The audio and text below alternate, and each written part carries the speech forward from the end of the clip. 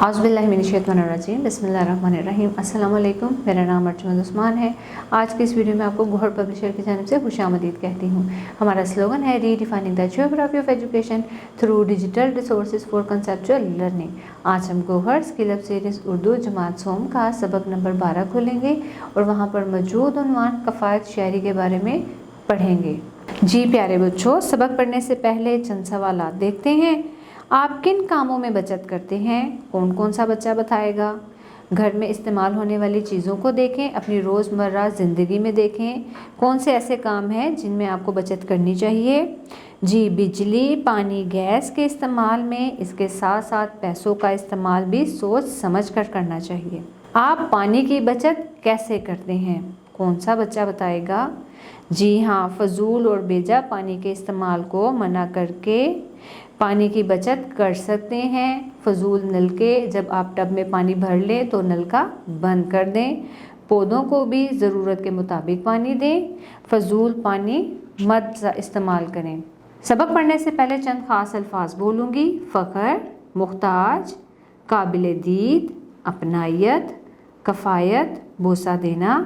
हमारे प्यारे नबी हज़रत मोहम्मद रसूलुल्लाह ख़ातिमुन नबीयीन का इरशाद है कि जिसने कफ़ायत शायरी इख्तियार की वो कभी मुख्ताज ना होगा, यानी जो चाहता है ज़िंदगी भर किसी का मुख्ताज ना होना, कफ़ायत शायरी से काम ले। कफ़ायत शायरी का मतलब है अपने रोज़मर्रा अखराजात में एहतियात से काम लेना और आमदन में से कुछ पैसे बचा लेना ताकि वक्त ज़रूरत काम आए।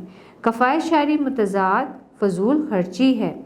आज हम आपको एक ऐसे ख़ानदान की कहानी सुनाते हैं जिसने कफ़ायत शायरी के ज़रिए ऐसी मिसाल कायम की जो दूसरों के लिए काबिल दीद है। तारिक साहब किसी दफ्तर में मुलाजिम थे। वो ईमानदार और मेहनती शख्स थे। इनकी बीवी का नाम कनीज़ फ़ातिमा था। वो बड़ी खुश इखलाक और समझदार खातून थी। उनके बेटे का नाम बिलाल और बेटी का नाम बानो था। बिलाल से बानो 2 साल छोटी थी। बिलाल को बागबानी का शौक़ था और बानो को पढ़ने में दिलचस्पी थी। दोनों बहन भाइयों में एक बात मुश्तरक थी, वो फजूल खर्च नहीं थे। एक रोज़ बिलाल के अब्बू दफ्तर से वापस आए तो कुछ थके थके दिखाई दे रहे थे।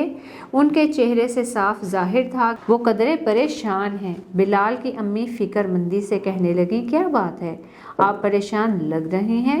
वो बोले, नहीं कोई ख़ास बात नहीं, ज़रा थक गया हूँ, थोड़ी देर आराम करना चाहता हूँ। बीवी बोली, ठीक है आप आराम कर लें, मैं चाय बनाकर लाती हूँ। चाय पीकर आपकी थकावट दूर हो जाएगी। थोड़ी देर में चाय तैयार हो गई। चाय पीने के दौरान में वो फिर बोले, अब बताएं ना क्या बात है, आप अभी तक फ़िक्रमंद नज़र आ रहे हैं। तारिक साहब कहने लगे, दरअसल दफ्तर के एक साथी हैं जमील साहब, उनका बेटा सख्त बीमार है। डॉक्टर ने महंगी दवाएं तजवीज़ की हैं। बेचारे जमील साहब में दवाएं खरीदने की हिम्मत नहीं। उन्होंने कुछ पैसे उधार मांगे थे, मेरे पास इन्हें देने के लिए रकम नहीं। मैं इनकी मदद करना चाहता हूँ, बस ये परेशानी है। बिलाल और बानो भी वालिदैन की बातें सुन रहे थे। दोनों ने एक दूसरे की तरफ देखा और फिर वो उठे। अपनी अलमारी में से वो पैसे निकाल लाए जो उन्होंने जेब खर्च के लिए बचाए थे। इतने सारे पैसे देखकर उनके अब्बू हैरान रह गए। उनकी अम्मी ने प्यार से दोनों को पेशानियों पर बोसा दिया और कहने लगी, बच्चों मुझे तुम पर फ़ख्र है। अब्बू कहने लगे, आज मैं जितना परेशान था तुमने मुझे उतना ही खुश कर दिया। मैं तुम्हारे जज्बे की कदर करता हूँ। तुम्हारी कफ़ायत शायरी ने मेरा सर फ़ख्र से बुलंद कर दिया। अगले दिन तारिक साहब ने यह वाक़या जमील साहब को सुनाया और उन्हें पैसे दे दिए। जमील साहब ने उनका शुक्रिया अदा किया और वादा किया कि जैसे ही उनके हालात बेहतर होंगे वो ये रकम लौटा देंगे।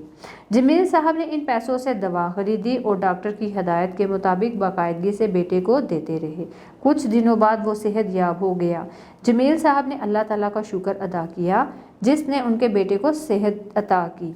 वक्त गुजरता रहा, आहिस्ता आहिस्ता जमील साहब के हालात बेहतर हो गए।